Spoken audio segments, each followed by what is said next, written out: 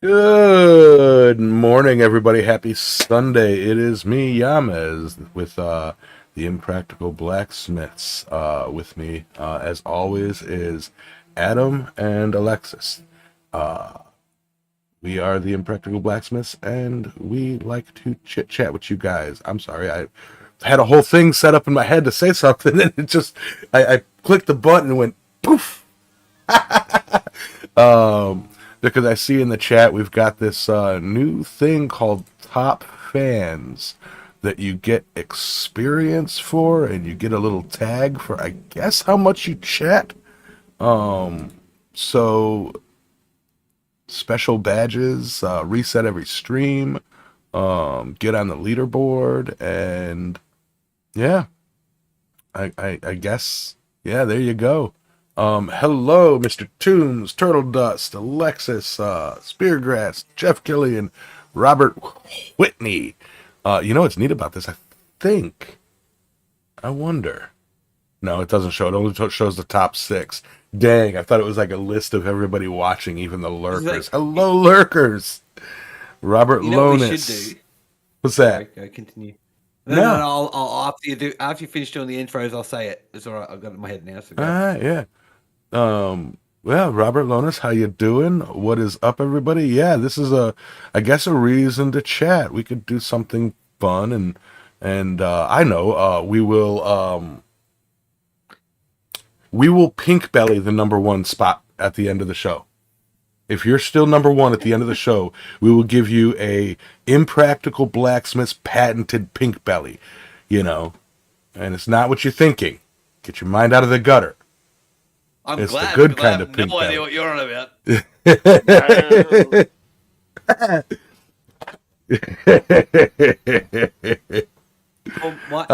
Here's what my idea was before you go into whatever the hell a pick belly is.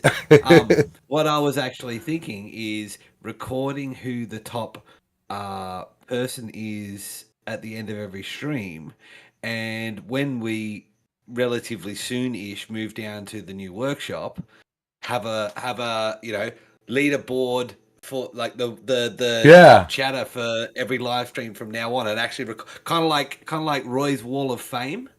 Yeah. But yeah, we just the top chatters. Yeah, just the number 1, right? And then we record it for every week, and we put their name and their date, or their tagline, their date, right, and the date and whatnot. Yeah. I got 2. What do you think? I got 2 coffees here. I've got hot coffee and iced coffee, so I'm good to go. I'm a basic bitch this summer. What was that? Anyway. Oh, that's getting zipped up on too much coffee. Anyway, and I've got sativa. So, anyway, with all that, yeah, I see you rolling your eyes there. Kiss my ass. With all of that, how y'all doing? Happy 4th of July weekend, everybody. How y'all doing? Been a fun weekend so far, and anyway, yeah, I guess we'll start with the how was your 2 weeks?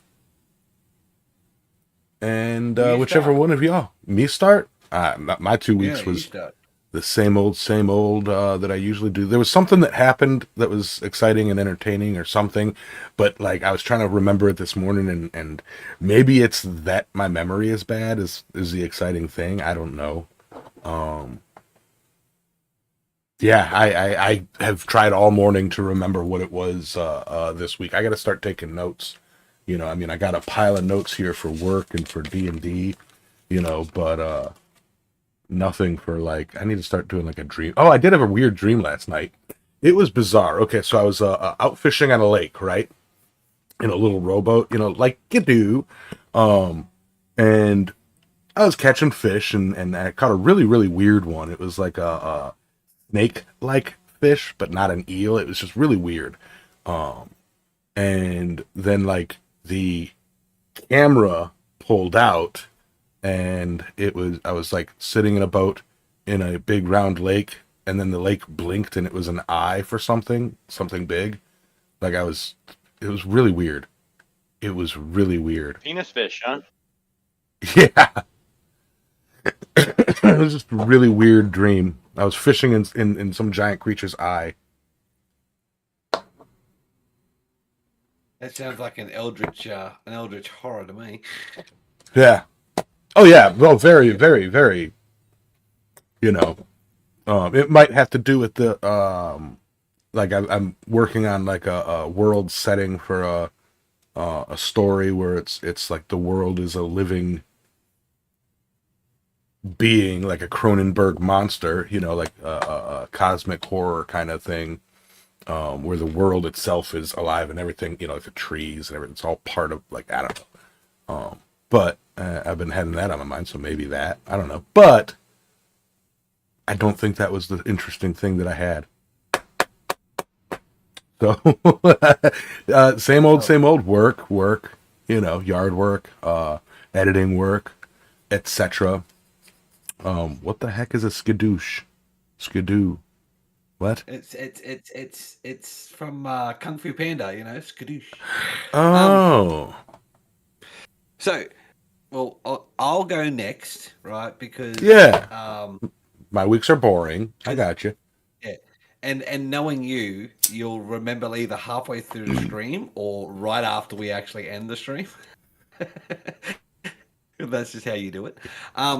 So my fortnight, it was, of course, first half was filled with work, and we also had so just work for the first half, end of the month, and end of financial year here in Australia, and then this week has actually been fairly full on. So towards the start of the week, we actually had Territory Day.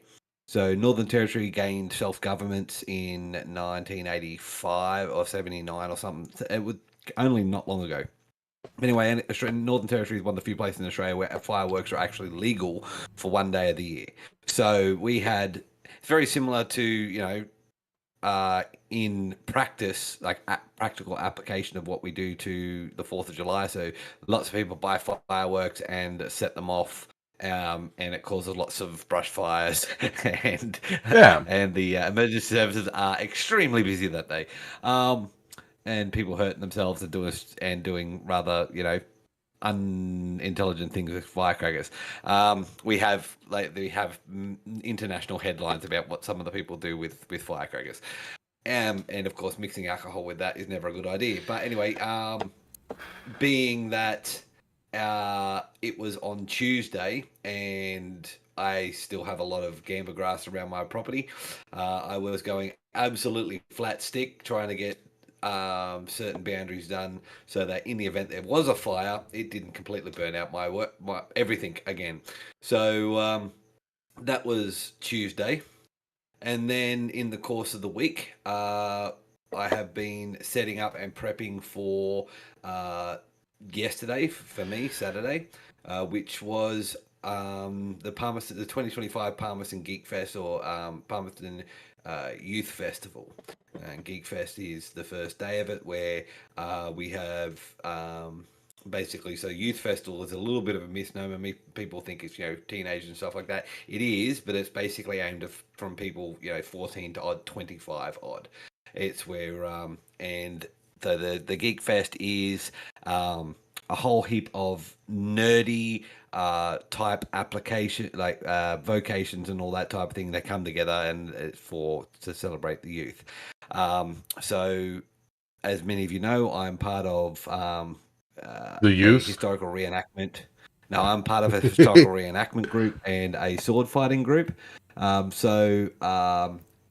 Also as part of that and part of the medieval reenactment, all that type of thing, I generally set up a blacksmithing stall, blacksmithing demo, right across from where we do our sword fighting in a kind of like a medieval land type thing. So we show off our armor and swords and whatnot. As you can see, I've got a couple hanging out behind me, and the shield that I hung on my on the display tent and all that type of thing.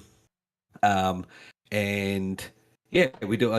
We did an evening of blacksmithing demos, and I went and did some fighting demos and talked to people, and got a lot of interest. And in the same Geek Fest, they have areas where there's gaming, computer games, and all that type of thing, and people doing models and art and all different sorts of things. And there was a DJ and competition, cosplay, and what weird and wonderful stuff. So had a lot of people come up to get photos with the blacksmith, and talk about what I was doing and what I was making. Got interviewed for the big screen, and I'm not sure if that went on to local television or not. I'm not 100, but they had a pretty awesome setup when it comes to their camera and all, and audio and all that type of thing. So it was pretty cool. Yeah, and basically just spent the evening forging, and I made a bit of money doing it too. I sold about $300 worth of product, little pendants, and a couple of posters and prints I'd made regarding the medieval stuff, and some blacksmith dust and all that type of thing. So made a little bit of money, did a little few sales. I also finally, hang on, let me grab the page just a moment. If I can grab it without destroying everything. Wreck it all. Wreck it all. Come on, everybody. Wreck it all. There it is. I had it upside down. And I finally was able to put my touch mark on the Forge Around the World book. Finally. So, yeah, finally. Now it can finally move on to other blacksmiths in Australia. Well, it's been to WA, so rather than send the whole bloody book, I'm just going to send the page. But I do need to get more contacts for other blacksmiths around Australia. You got to get it. Got to get it over to Sam Towns and down to Tasmania. Sam's already had it. Oh, he has. That's right. Yeah, that's right. Yes, so Sam and Laughing Fish and all that have already touch marked it. So I've got to get down. I've got to get that page down to Tassie to Alex, and the blacksmithing butcher and all that type of thing. And yeah, then it's probably go up to New South Wales or something. Get him to send it on to what's his name, the hammer maker. Basically. Seth. Yeah, Seth. So see if we can get it around there. Like I said, I'll just send the page, or maybe I'll send that page to Alex, and I'll send another page to some of the other Smiths in New South Wales and get them float around. So that way we don't lose the history that we've already got there. Because as Alexis and I were looking at it, there is actually a substantial amount of history already on that page. Yeah. So it's an ambitious project, but I've had people ask me about it recently. And it's like, it's the whole idea of it is once I got it started, that it kind of, it will,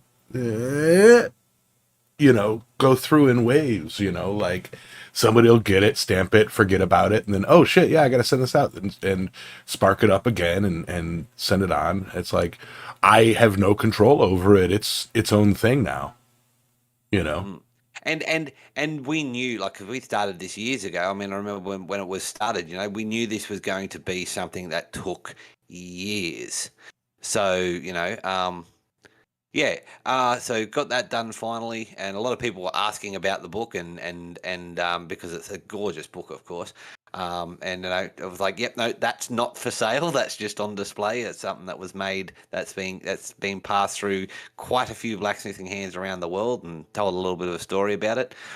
And so had a really good time with a really, really long freaking day. I was up at 5 a.m. yesterday and on Saturday, and we didn't get back from it until 1 a.m. on Sunday morning. So it was near on a 24-hour day. Between getting ready here, going there, setting up, and then setting up the medieval land, and then starting forging, and then it was just absolutely flat stick the whole time. I mean, we didn't really get to stop or sit down for very longer than 5 minutes till after 11 o'clock. Well, after really we got home. So it was absolutely flat stick. But that was and so today we had today off. That was my version of events. So I'll hand it over to Alexis for her version of events. Yeah, so mine is a slightly different point of view, I guess. Basically the same events, different point of view. As I continue my acclimating to Australia, um, like this morning, so what it's like Right. midnight-ish here right now, and so yeah, 18 hours ago, I'm making this plan for the show. Going, oh, I'm gonna do a whole like intro thing with a really shitty Australian accent, to make like I'm acclimating to Australia. But uh, I'm just so mentally cooked at this point. I'm just like, no. But yeah, our my whole 2 weeks has been um, just kind of trying to figure out how to not blend in, but find my own niche. I mean, like I'm trying to figure it out, and it's not as easy as just showing up somewhere and going, okay, let's get started. And so it's been a little bit challenging. It's a little bit mentally challenging. Um, one of the things in the States is like we were talking about last night is like everything in the United States is kind of centered around convenience, like everything. If you want something, you can if you have the means and you want something, you can have it within 24 hours. Like you can order something. You can order a Lamborghini and have it there in 24 hours. I mean, as long as you're not ordering it from Lamborghini. But you could get one from CarMax or some shit. But so groceries, anything you want, bam, it's just right there, and you can even have your groceries delivered, or just you can. I don't know about delivery here, but you can definitely do the order and pick it up when you get there. But um, a lot of the things I'm used to buying at the grocery store don't exist here. And so trying to find in recipes, trying to find substitutes or the Australian equivalent has been challenging. Um, so there's that. Um, I'm working on it. I'm working on it. It's gonna take me a hot minute to just where I fall into a norm and and just find my own niche. But like what last week or beginning of this week on Adam's off week, he we was yeah, Monday, Tuesday, whatever, the first, we were down there clearing the gamba grass, and making sure that if a fire started, it wasn't going to burn up anything important. And I got to learn how to run the tractor and the shredder and all of that stuff. So now, while Adam's at work, or well, more accurately, while he's asleep after work, I can just get on the tractor and I can start clearing and making some progress on that stuff. And since we did the demo, now the forge stuff is kind of set up in a way where I could just like move a couple things around, and if I had to make something, I could go down and make it. I'm not just screwed. I have it's doable now. Um, so that, and I mean, yeah, it's been it's been mentally challenging. I'll just give it that. Like, we went to that deal yesterday, the Geek Fest, and I'm not a people person. I don't know if you guys noticed or not, but I struggle in crowds.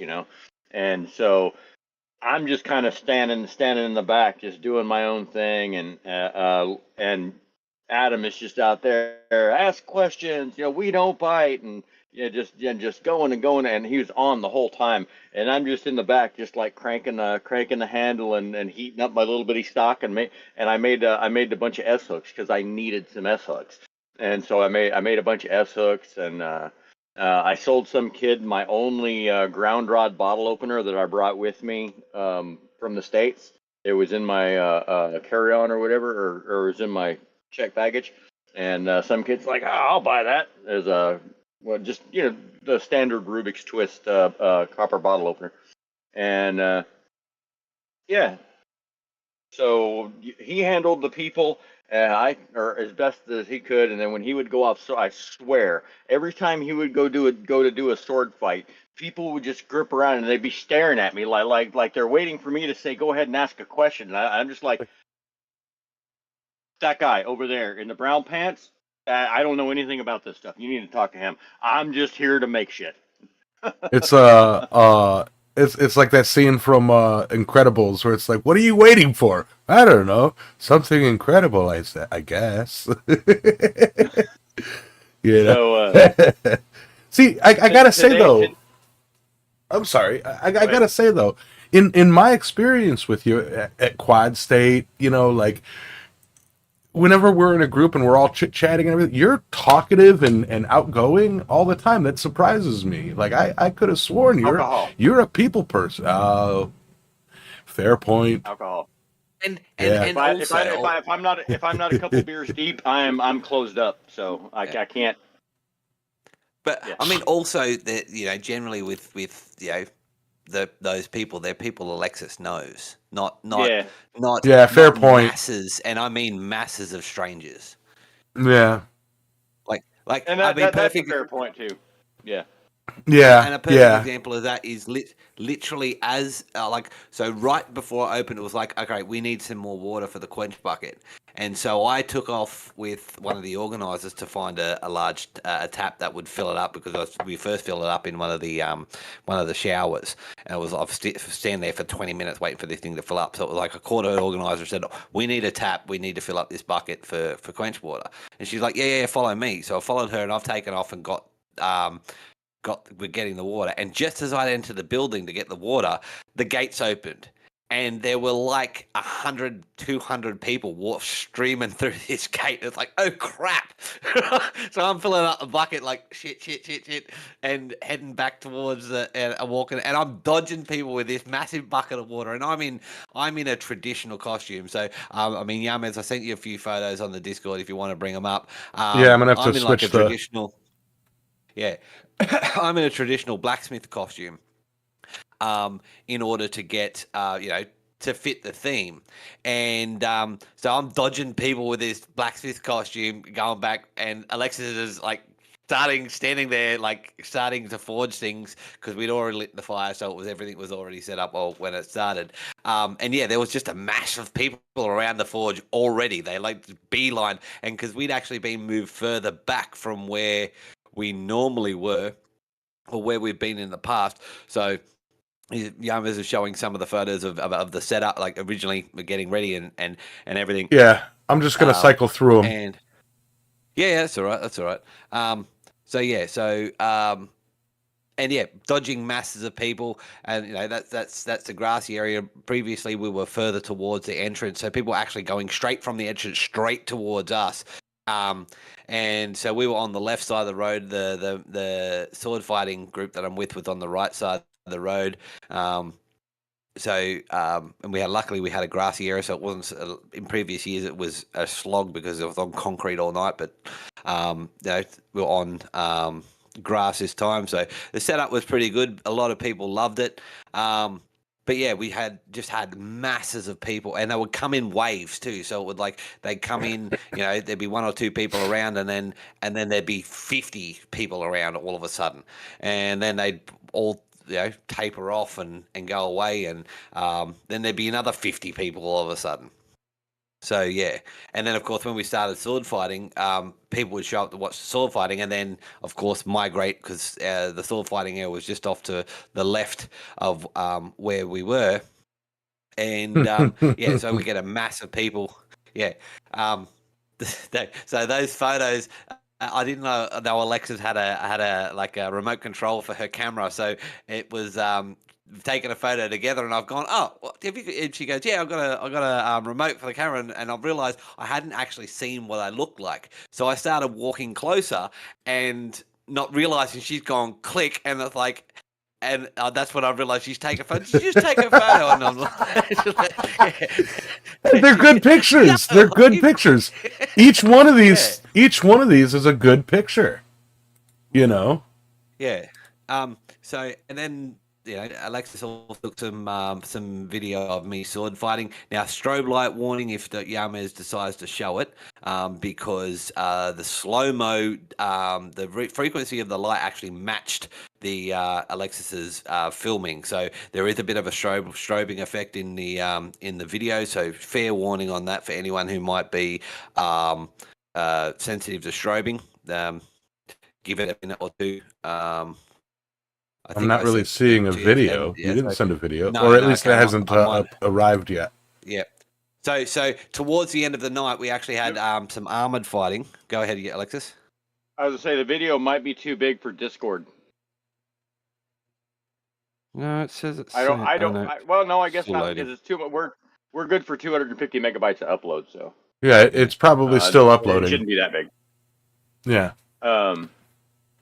Anyways, as I was saying on my how was your 2 weeks? Sorry. Go home. Yeah, I don't even remember what I was saying now. You were talking about. So I was a little bit I don't know. I was a little bit uptight, and to the point where like towards the end of the night I was like hungry. Okay, so somebody went and got us some chicken sandwiches and stuff or whatever and fries, and of course anybody that knows fast food knows you eat the fries first because once they get cold, they're not any good. So I ate the fries and I kind of hoarded my chicken sandwich because I'm like, I don't know if there's going to be more food or not because I didn't even realize there's a food court around the corner from where we were. I couldn't see any of that. And so like I folded up my chicken sandwich and I put it in my purse. I wrapped up my chicken sandwich and I put it in my purse and it's sitting in the back corner there, out of the way and in the shade. And I don't know, like maybe halfway through the day, I go to get fetch my chicken sandwich for lunch, and there's like 100,000 ants in my purse, devouring my chicken sandwich, and I'm like, you mother, and I'm just like, ugh.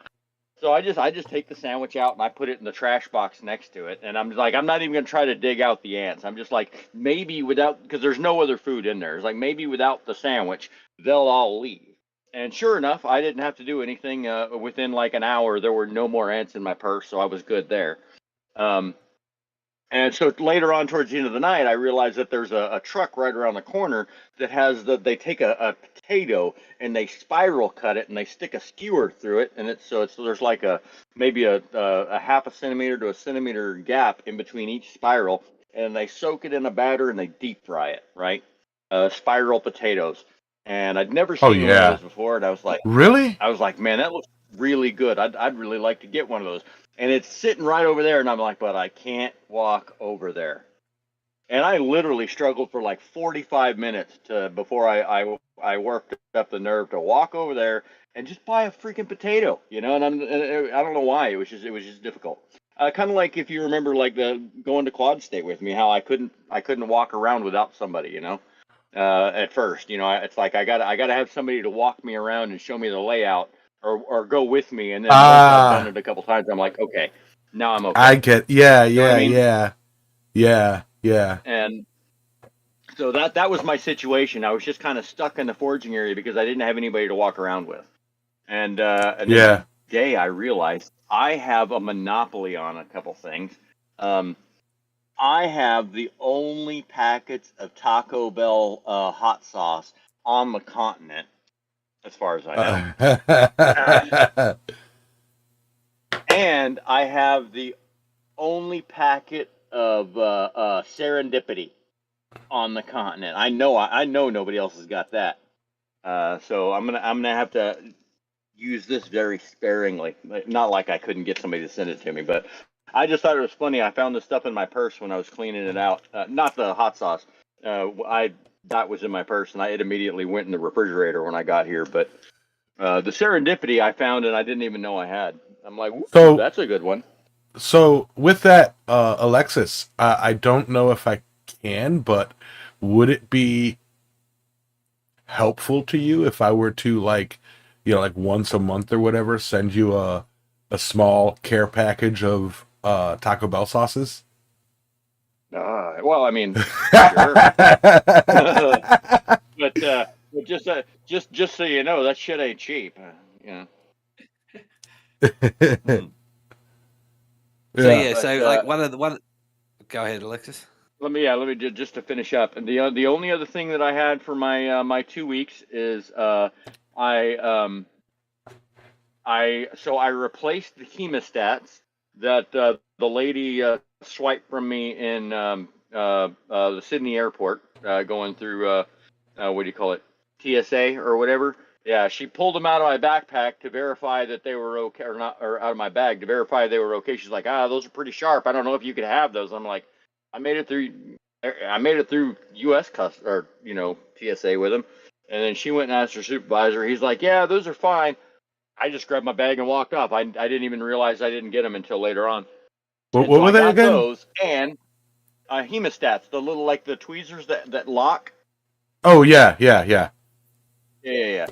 Which I use them for like getting my earrings in with my fingernails. Sometimes it's difficult. Anyways, that was just a side note. I ordered and received my New Mexico green chili seeds, and so I have I got green chili seeds that are ta-da, um,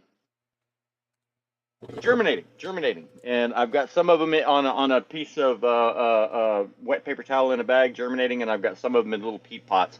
And I guess technically here they're called Sandia peppers because they're not grown because I'm not growing them in New Mexico. I can't call them New Mexico green chilies, but yeah. So I'm really stoked to have that going, and then I got some vegetable seeds, and Adam's wife was kind enough, Ashley was kind enough to put them in the ground in various places for me, so that maybe we'll have some squash and zucchini and cucumbers, and it's gonna be neat. That's my 2 weeks, y'all. Um, yeah, that's it. Okay, now Adam.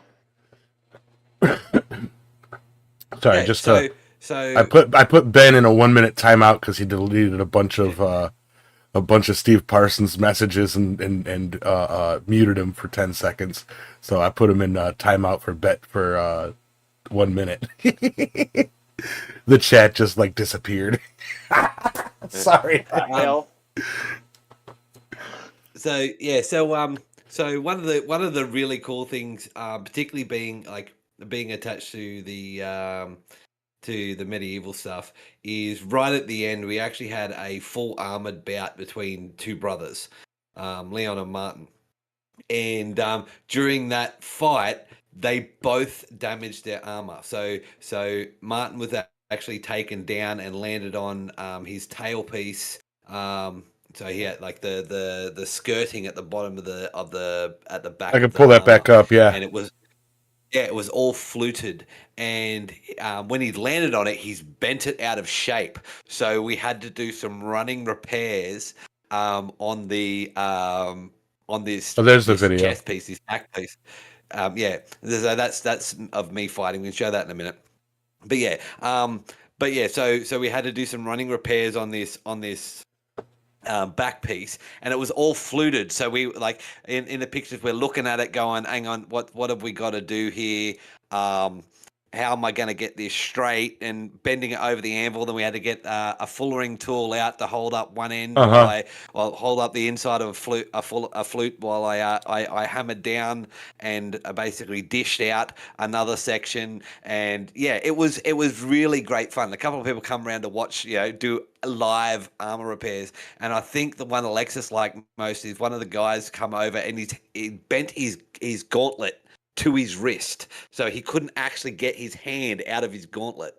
Gauntlet being the metal glove, Yeah. and so we actually had to forge cold forge, but while his hand was in the gauntlet, in order to get his hand out of the gauntlet. Yeah, Yeah. that. Well, I see. Yeah, I see you guys trying to fit that um to the anvil, but I see vise back there, and I see a bunch of hammers. You could have taken a hammer that was sized to the inside of the ridge that you were trying to do, held it into the vise like a tool, and then hammered on that. You know, like you don't need to use the anvil. You could have put something into the standing vise to work on that. Yeah, look, we could have, and it would have been an option as well had we had it like it been one of those things where it's like, okay, we can't quite do it on the anvil. It was running through the back of my head, but luckily enough, we did actually end up Okay, having a fuller that fit. So cool. it was yeah, and it was just really cool to be able to work on armor, like medieval armor, live in a situation where we actually needed it, and was also really relevant. People, a lot of people get this image that armor is armor, and it's particularly when you're only using swords and everything, or that it's relatively impenetrable, and like it's not, it's actually really, really. I was not flimsy, but it's protective. But repairs still need to be done. So it was quite fun to do that live. And Alexis is the one taking the photos there. While we're discussing, because Martin's come over and go, I need this towel piece fixed because it's bent out of shape, and it was really warped off to one side and all sorts Sure. of crap. Was it just a bad hit? No, He so landed what on happened? it. Yeah, Landed. Oh, fell and landed. Ow. Ow. yeah. So when he was taken down, he landed on it. Yeah. All right. Yeah, Now I got Not a that. great, not when you're like doing that. I mean, like this is all like authentic armor, and getting tackled in a full suit of armor probably Yeah. sucks. I mean, like And yeah, and Martin's about my size. He's about 100 odd kilos, and his brother, who he was fighting, is Leon, and Leon's about 160 kilos. So you've got yeah, 260 kilos coming down onto this piece of steel and just bent it. Yeah, so that was funny. Okay. And then, of course, the video is of me doing saber against one of my students, and yeah, just basically playing up to the crowd. That was actually one of the last fights of the evening, and it was really good fun. yeah. I couldn't really get. I wanted to get some video in the daylight, but it was every time he would go over there to do the sword fighting thing. I was still like covered up with people all the way around, and there would be like 4 or 5 people at the sales desk, like looking at all the stuff, and I was kind of worried about people palming the goods, and taking off with just picking stuff up and walking away with it. So I was kind of stuck there watching the table while he was sword fighting, Right. and That's pretty cool. and by this time here in the videos or whatever, that by then everybody kind of There's everybody was audio. over there watching that. I didn't even realize there was Yeah, audio. there's a. Oh yeah. Play it with the audio. So we're actually using steel weapons here. So that's the reason why we're in modern HEMA fencing gear, which is rated 800 odd newtons, which means we're relatively safe. But As you can see, I'm a dual-handed fencer. Like you say, I'm a player. I can use my left hand, or I can use my right hand. You show off. You know what, Adam? You are a showman, though. You're like me with that. You put yourself in front of a crowd, and you have no choice but to be entertaining. yeah. So and that's exactly the thing. Like it was about entertaining people, and also like there was two things. I like getting people interested in history. Everyone knows that I love history, and I love history with a very deep passion. And so particularly with Chaos Horde and Darwin Sword Academy and the blacksmithing and demos, a thing like this, it brings that passion to the forefront. I get to educate people on history and show them living history and all that type of thing. and also it gets them interested in coming and doing sword fighting. Like, I mean, last night we had about 5 or 6 odd people that are like, I want to, including a lovely young lady and her partner. She come up and was talking about it at the come up to the forge and was talking about, I really want to learn sword fighting. So I went and grabbed the sword and took them into the arena and did some very, very light intro stuff. And she would have been 60 kilo of 100 pounds wringing wet, and tiny little lovely girl. And she's just getting so excited about learning sword fighting. It's like, yeah, well, come down and come to training. And a sword is a wonderful thing, and it's a great thing to learn, great fitness. And so interacting with people, it really I do light up. And I draw energy from the crowd, and really try and pump it up. But I think over the course of this week, I think Alexis has really have seen just how crazy I am. Like, working on Tuesday Yeah. and doing the clearing and stuff like that. Come. First of all, I miss lunch, and Alexis sitting there going, when's lunch, all that type of thing. And then, after she's gone back to the house, I've gone up to the back and did some more clearing because it was like, I've got to get this done before I go. Yeah. So.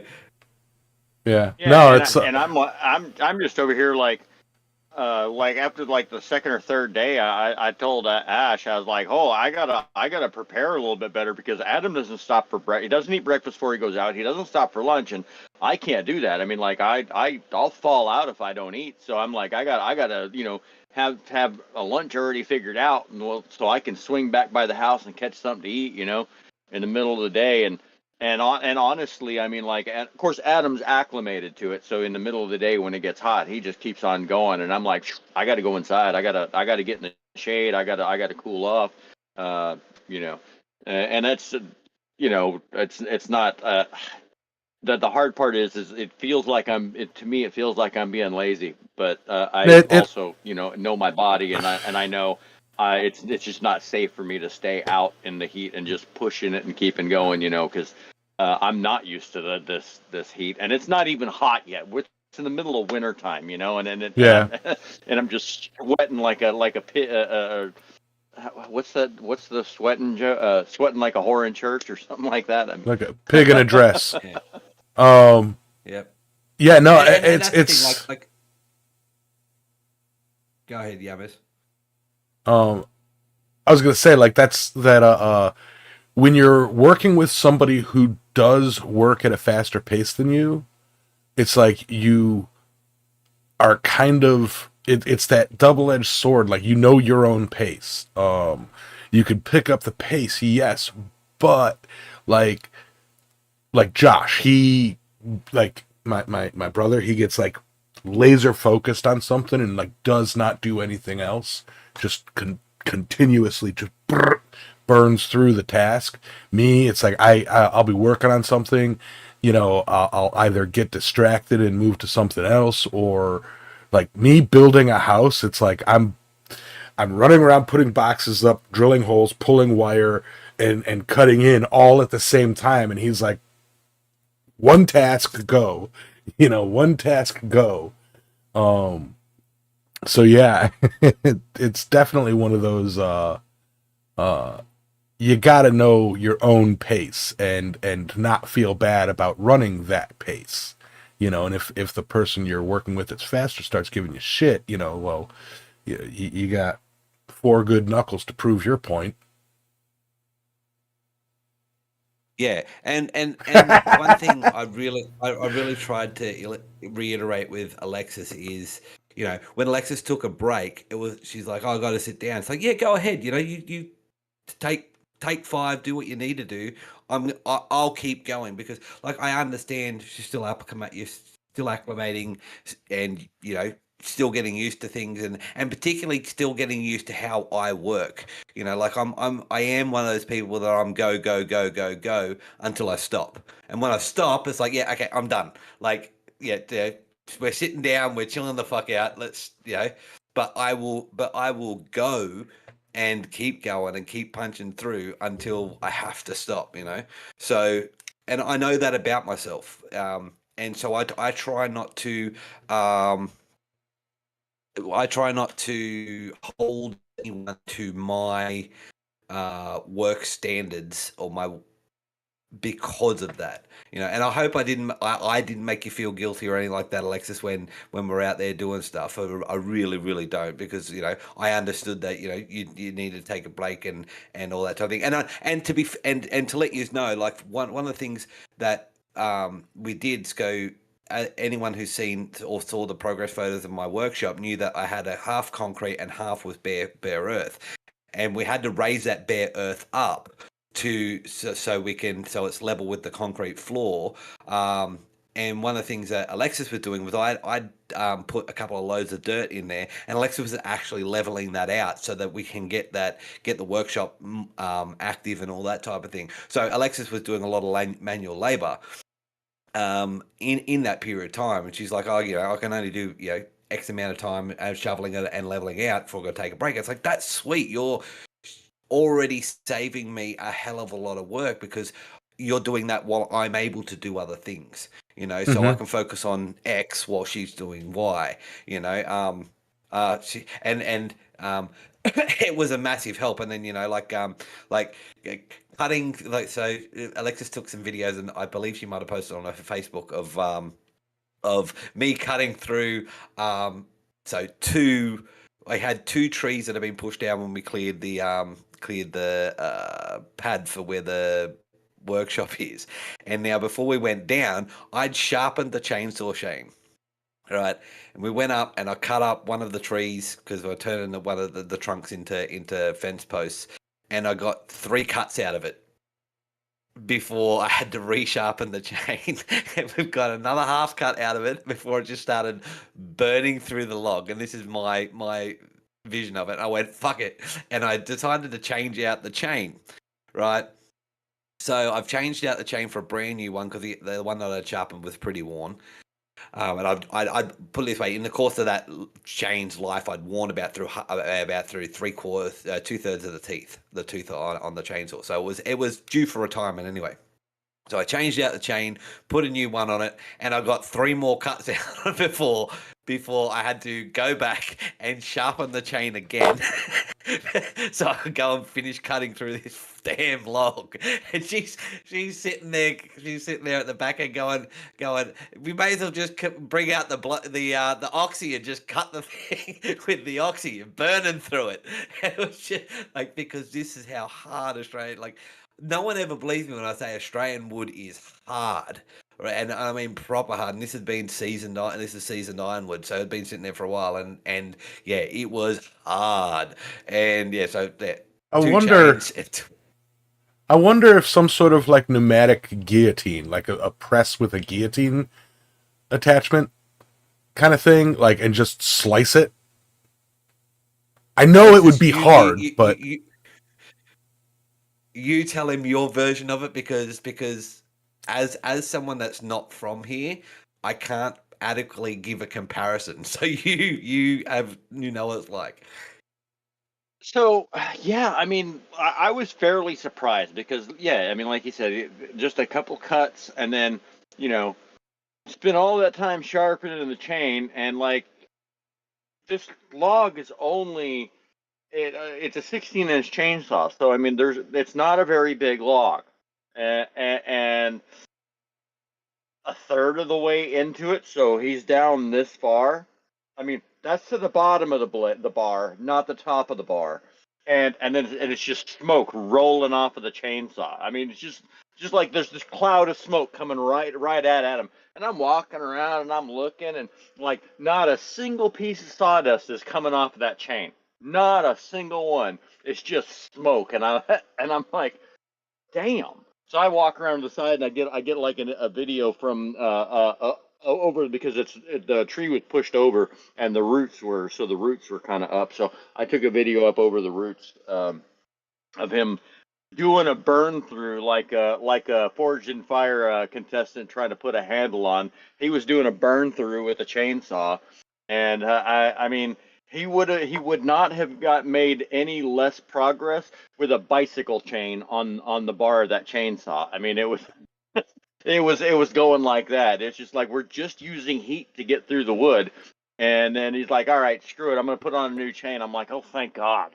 I'm just like, I'm because in my mind, I'm thinking Adam just doesn't know how to sharpen a chainsaw, and all he did was blunt it with a file before we got started.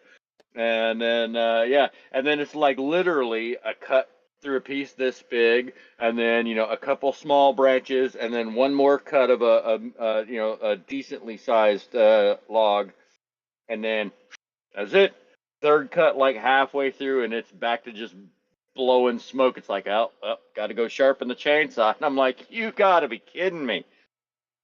It hasn't even been 10 minutes, 15 minutes on a new chain, and it's already toast, and I'm just like, got to be a better way. I don't know what it is, but This stuff is yeah. hard. Like to the point of like if you hit it with an axe, have you ever hit a rock or something with an axe and it hits and then you get that vibration up the handle that just rattles you? Yeah. That's what hitting this wood is like with an axe. It is freaking hard. Right, to the point that's like, go ahead. I was gonna say I guess there's a reason they call it ironwood. Mm-hmm. Like so a couple of years ago, people who watch my channel would have seen that I bought a electric log splitter.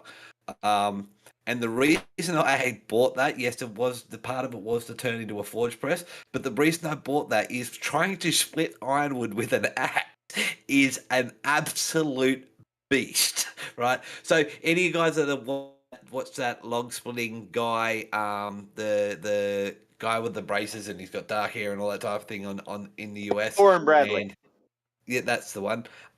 Okay, so he splits red gum, and red gum's a beast to split, right? He would not have a hope with a piece of solid ironwood.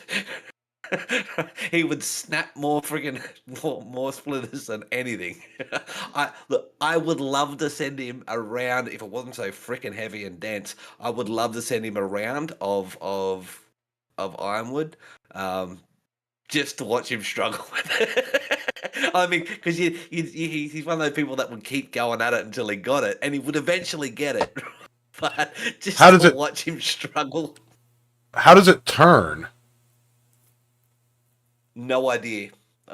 I'd love to see that. No idea. You got me really wanting to go down an ironwood rabbit hole because I mean, look, I made a mallet out of ironwood for years ago when Donut did his mallet challenge.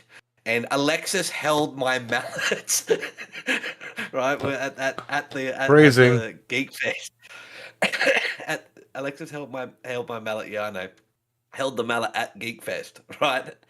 And her first words were, "Holy crap! You can forge with this." Yeah. And no. I've used it on knives and all that type of thing, and there's barely a mark on it, isn't there? It's a solid piece, and it would if it was able to be turned, and like I said, I've never tried. It would probably look absolutely gorgeous because it's got this really maroney red color to it. It is a beautiful wood to look at. It's toxic to use. Like it's like the like if even when it's dead, if you get a splinter or something like that, it can get infected and eating the leaf, like the green, when it's green, animals eating it and that type of thing, it can poison them. But yeah, it is hard wood, very hard. Yeah, I know a lot about that. What? Yeah, if I had a lathe, I'm pretty sure. Like I've got a woodworker that so behind me, I've got a piece of African mahogany to turn into a knife handle for the guy that owns the local knife shop. He's got a kitchen knife that belonged to his granddad that he wants rehandled. And he just sells knives and sharpen them. So as soon as he met me, he loved it. He said, "I'm going to get you a hell of a lot of business." So and it's got a lovely red color. But this like the color of ironwood is like, think of a brown version of that. It is a gorgeous reddy color. But most workers I know refuse to use it. Like just point blank won't turn it. Won't use it because it sends tools dull that quick. And like I said, like people are surprised. Like it is 3 cuts with a brand new chainsaw, brand new sharp chainsaw, 3 cuts, and this thing is blunt, and I have to stop and put it this way: the blade was still hot that Alexis had to hold the actual chainsaw motor while I moved the chain and locked it and then sharpened it and then moved it and sharpened it so we could get the rest of the cuts done. It is ridiculously hard, so yeah, that's I say also just some more like interesting stuff. I did have my first run-in this week with a huntsman spider, and man, I tell you what, I was making banana bread, right? And just standing in the kitchen, and I'm mixing stuff, and Ash is behind me, and she goes, "Oh, hello," and I turn around and look, and there's this saucer with legs coming at me at 100 kilometers an hour across the kitchen floor, screaming murder, murder, murder.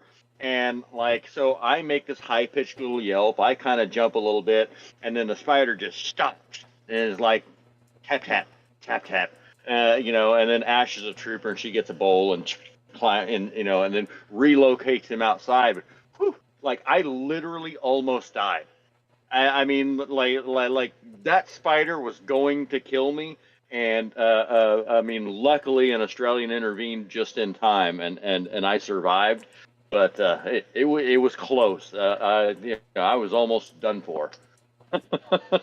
That's my version of the story, and I'm sticking to it. I also may have, maybe it looked a little bit bigger than that, but who knows? And then then we see the little wallabies every now and then. They come bouncing through the yard or whatever. That's pretty neat. The wildlife is pretty cool. It's just like, well, for me, this is all wildlife I've never seen before, and some of these birds around here make some weird ass noises. And the other day we're sitting out here, and a green tree frog falls off the wall, like up near the ceiling, and Adam starts laughing. I'm like, what? And I look over, and there's this other frog stuck to the wall. I'm like, what? So yeah, neat stuff. yeah.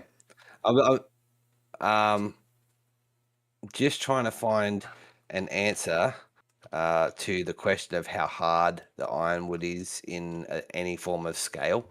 Just a second. So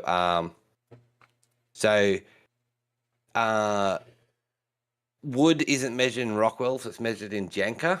So the Janka scale is a hardness test, measures the force. Yeah, so it measures the force required to embed a 0.444 inch steel ball halfway into a piece of wood. So the most common ironwood that we get up here is the Cooktown ironwood, and it has a rating of 2,862 on the Janka hardness scale. It has a density of 1,230 kilograms per cubic meter. And so yeah, that rating of Janka hardness is exceptionally high.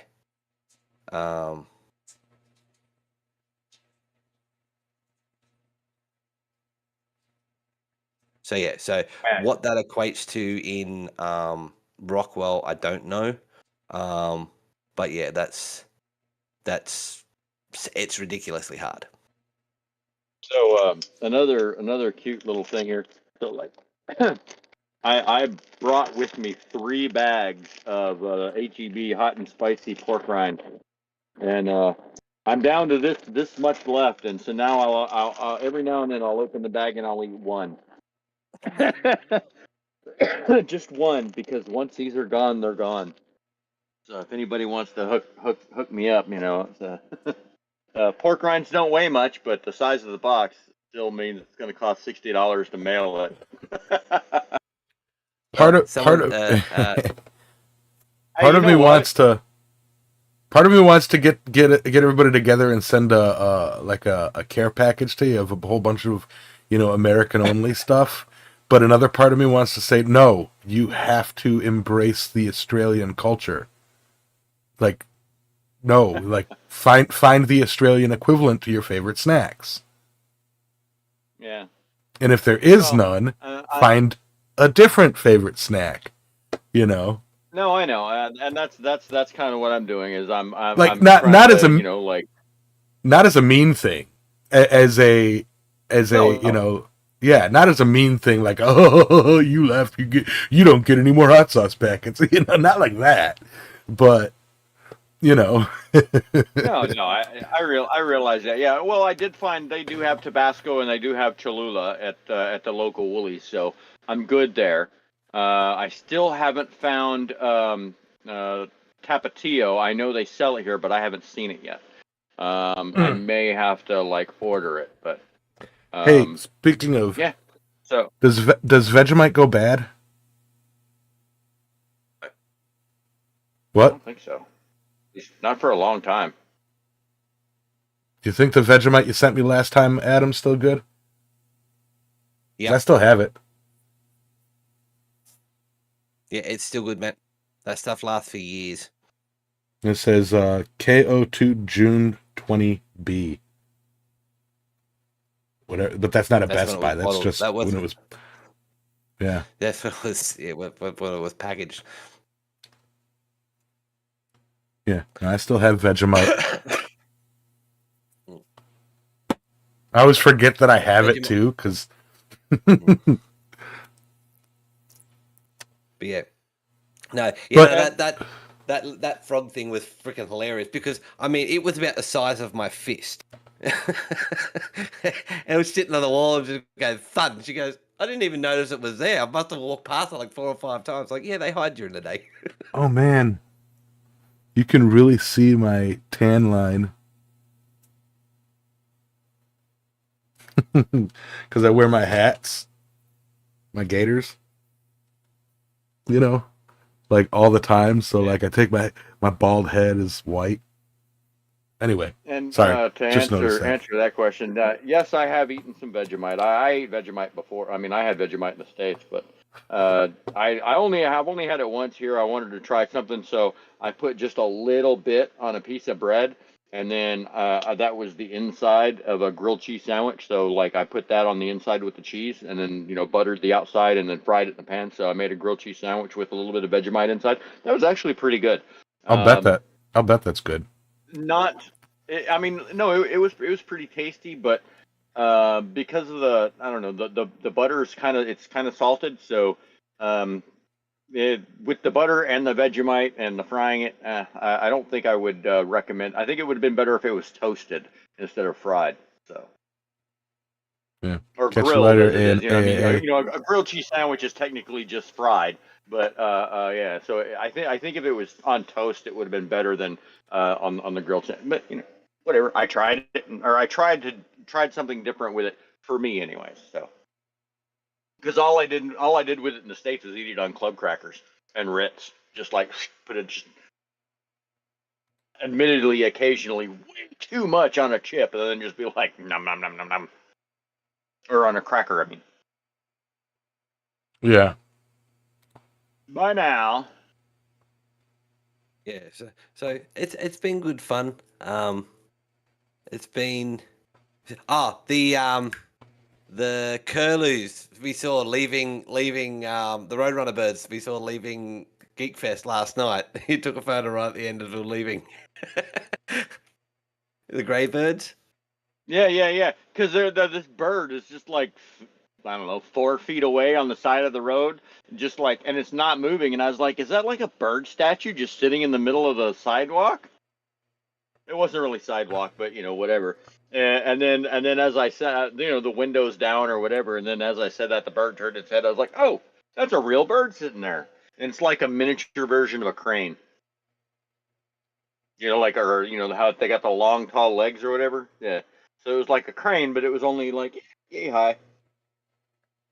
Yeah. Hey. And yeah, like as for punching ruse, right? Like Alexis has seen heaps of them now. Like we've had suicidal ones and all sorts of shit. So, you said at the beginning of the show that I would remember what interesting thing happened by the end of the show, and I did. So, yeah, my truck is officially now just a yard truck until I sell it. It is unregistered and illegal to drive on the road. So it's plates turned in. No, it didn't die. It still runs. My plan is to sell it while it still runs. All it needs is somebody who has the time and knowledge to maintain an old diesel truck properly, and it's a good truck. It just needs somebody it doesn't need somebody whose view on vehicles is hop in, start it, and go. Like it needs somebody who knows how to regularly maintain it. It's got squishy brakes, but the brakes I had a whole new brake system installed, and it's squishy again, and it's like. Although the people who redid the brakes, I've had it done twice. Anyway, and then the usual little peripheral things. The engine and the transmission are good. It's just little peripherals that have the issues. The squishy steering or the floaty steering, where it speeds, it's like I could take the wheel and go like bonk, bonk, bonk, bonk, and still go straight, But that's normal wear and tear on the steering box, and that's adjustable. Well, the steering box is brand new. Anyways. The steering box is I had the steering box changed, and that cost me $400, obviously. And it's floating again, so something's loose, Yeah. And you know what? I'll get a small little gas truck or something, It's like I don't super need a truck right now because I'm a chicken shit and don't drive over the mountains. So, yeah. But yeah, a truck to help people move stuff around, but I don't need to haul massive loads long distance, so I don't need a diesel, Right. So we'll see. Like, oh, you got a truck? Will you help me move? No, I don't have a truck anymore. Actually, that's a thought that I had too, switching and going to like a car, just a regular sedan, so people don't ask me to do things like that. But like, I like having a truck, I like it's like I live my life based on what I can fit in my vehicle, like where I'm at now is the heaviest routes I've put down. Even with my truck, I would need a trailer and a pretty decent heavy duty trailer to haul everything that I own. And it's a very, I want to say, unnerving situation in the back of my brain because I've always lived like the only things that are important to me that I own can fit in whatever vehicle I have, so that if I need to roll, I roll. I don't have to like organize and plan a move. It's Imagine fitting your whole life into 3 fucking suitcases and I'm going, this is all I get to keep. I hear you, and that's the thing. That's my point. It's like, I'm like right now. It's like I have my workshop, which would require a trailer in and of itself, and a beefy one because the power hammer with everything involved is like I think 1,200 pounds. Roughly. Then the anvils, the all my bench tools, like my metal stock, all that stuff. And then now I've got this couch which I could take it or leave it, my kitchen stuff. Like I've got much more than what'll fit in the back of a freaking, car. Like when I moved to Florida, it was I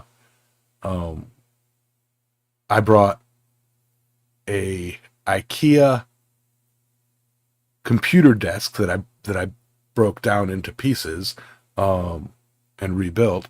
I had my computer and boxes of my clothes, and that's all I brought with me. That's all I needed. Then my bookshelf and my books and DVDs, and then that's it. But like that all fit in the trunk and the back seat of my Cavalier, and then it's like I lived like that for a long time, and then when I was living in Memphis, I bought that truck and got other things and was able to carry more, my kayaks, tools, etc. And boom, I upgraded what I could bring with me when I move. And then naturally, when I left Key West permanently from after Irma, I forgot half my. I was such an idiot. I loaded up. I had these 4 rims that I had planned on putting on my truck. That I had gotten from a buddy in the Keys, and I did not want to lose them for some reason. In my head, I'm like, I got to bring these with me, and because of that, I left my Gullwing toolbox and my Tempur-Pedic mattress and all this cool shit that I had acquired in the Keys, and like my scooters. I left my scooters when it's like, man, I should have just bought a trailer and rolled out with everything, but I wasn't thinking straight. It was a bad time for me. But yeah, it's weird to be back at a point where like if I have to move, I don't have a way to do it. It's such a weird feeling for me. Yeah. But Jack brought up an interesting idea there. Researching that ironwood, the industrial uses do exist, but it requires cutting it underwater to keep the sawmill blades cool. Like, I hadn't thought about water cooling, while you're cutting, like, I mean, we don't have a hose that reaches where the wood is, but I mean, like, if you just sit there instead of, because I mean, like the water is not going to mess up the outside of the saw or whatever, as long as it doesn't get internal. But just sitting there, run a hose on the log while you're cutting it. I mean, that sounds kind of counterintuitive, but maybe that might work. I don't Think know. of it this way. It also sounds ridiculous. That's what you do when you cut concrete. Fair. but still, you can't be like, oh, that's for cutting concrete. That won't work on wood. Carbide and diamond blades for cutting ironwood. Yeah. And I actually thought of that. I was like, I wonder if they make chainsaw blades with carbide tips. Yeah, you did actually say that. Yeah, it's it's funny, right? And put it this way,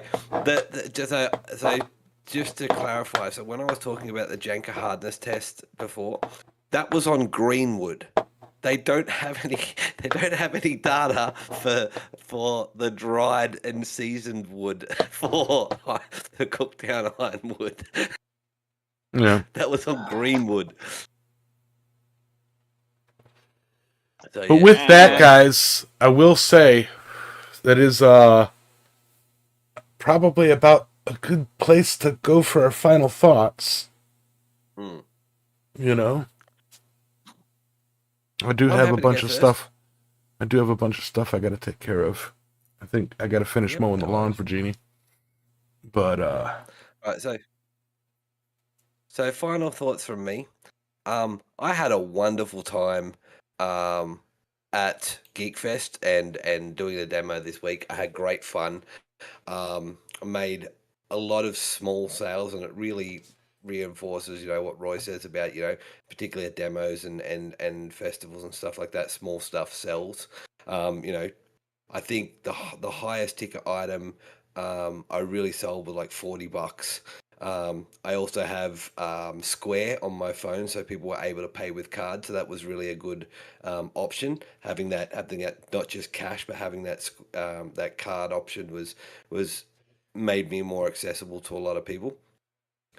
But just having that ability, and if you're um, going to do a festival or something like that, you really do need to take on that entertainer, uh, talking and getting out there and putting yourself out there Yeah. mentality and persona. On that note, though, having someone that isn't like that to be at your stall, even if you've got to run off and what like that, and that's one thing I really appreciated about having Alexis there this year, was it gave me the ability to do the things that for the last 5 years I have not been able to do, because I've spent the whole time at my workshop for either doing the demonstration or having to watch my stock, because I haven't had anyone else there to look after what's there, so people don't duck under the rope and knock off a hammer, or knock off something from the sales bench or something like that. So having someone there that isn't that out there and loud and entertaining person. And a lot of people found what Alexis was doing entertaining, and they were asking, what are you making hooks, and wow, that's amazingly simple. Yes, but it's also Alexis was also punching and drifting some stock to do. We did a very basic bending, the socket set bending jig, which was just a knock together one. But she was punching and drifting the plate to make a better set, the set that's actually going to last. While we're at the thing, and we had a young kid ask while she was doing that, asking, "Oh, what are you making?" And it's, explained to him making a bending jig, and it was like, "Oh, so do you guys make your own tools?" And that gave me an opportunity to also give him a little bit of a history lesson, and told him a story about the blacksmith and the king and all that type of thing. While Alexis was working away and doing her thing. So having that ability to interact, but also having that ability to be able to walk away, um, and knowing your stuff is safe, if you can pair up with someone that may be a little bit introverted, is a great thing. So that's my final thoughts. Get out there, have some fun. Don't forget to pick up a hammer and swing it, because I really noticed how bad my forge fitness is at the moment. I really need to get back into it and do more. And have a great fortnight. And on to whoever's next. Alexis, do you want to go next? Yeah, I'll go next. Final thoughts. Yes. Touch on something Adam brought up. As far as having an introvert there, I think we're all a little bit introverted from time to time, and situation to situation. And I encourage you to push your boundaries whenever you encounter that feeling of I don't really want to. Push yourself. I did it, and it was worth it, because I've never had a street food potato taste that damn good, and it was so worth me trying to overcome that anxiety. So push yourself when you're in those situations. It'll often pay off. Another thing is the forge fitness thing. While I was home on days off, I forged almost every day, to the point where, I mean, I may have caused a little bit of a carpal tunnel issue. And having 3 weeks off, that carpal tunnel issue really didn't go away. It's still there, and it's exactly the same as it was when I left home. But the rest of my arm was just smoked when I woke up this morning. I mean, I woke up and I reached for my phone to because that's my phone is on the bed next to me, and I reached for my phone, and I'm just like, oh my god, I can't move my arm. Oh, because I mean, it was all of this that was just tore up. So do your stretches, and if you haven't forged in a while, take it easy, take it slow, a little bit at a time. Don't just go in there and go balls out for 12 hours out in the forge, just banging stuff out all day long. Because man, I was paying for it. I was paying for it the next morning. That was tough. But other than that, y'all have a great fortnight. Yeah, stay safe, and see y'all in 2 weeks. Yep, Assuming, yep, yep. assuming I don't get eaten by a huntsman spider between now and then. So, All right. Yep. All right. damn it. Thank you guys. Thank you guys all. It's been a wonderful weekend so far, and I'm glad to see Alexis settling in nicely over there. Hopefully there's no huntsman war. Yeah. Just ask that y'all stay busy, stay happy, and stay hydrated this summer or winter in the tropics. You know? I will see you guys all next weekend. Or weekend after next, yeah. But yeah, this whole chat ranking thing is kind of neat. It's kind of fun. Freaking Ben Toombs clawing his way back up to the top, and if I can end it now before he's at number 1, we're good. He's got to spam the chat. I'm not going to let him. So yeah, I had something and then I just saw a message and totally lost it. But you guys have a wonderful day. I've got to go do some yard work, and then I've got to finish some editing. And yeah, much love, you guys. Have a good one. Bye all. Bye now. Bye.